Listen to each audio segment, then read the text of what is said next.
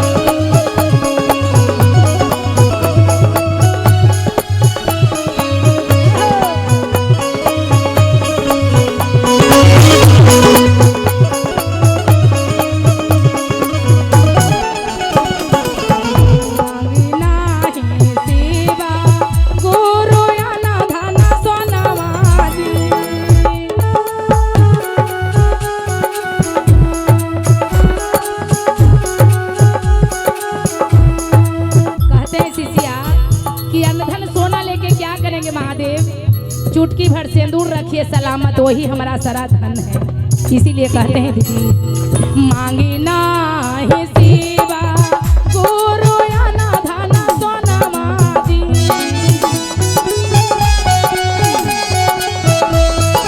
शिवा गुरु चिरे भवना माजी ए शिवा गुरु या मारा है सोना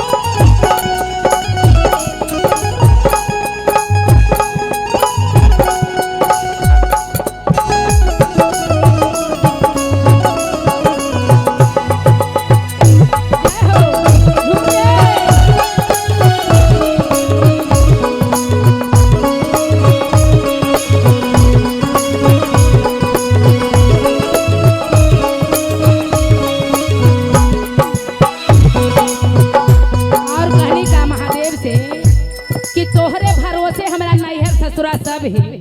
अगर तू न इज्जत रखबा महादेव तो हमरा इज्जत कौन रख। अगर दीदी अपने आप में सुखी रहते हैं तो नहिरा ससुरा भी अच्छा रहता है।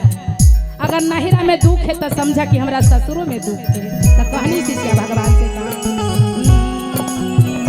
राउ रे भरोसे शिवा गुरु नैहर ससुरा रावाजी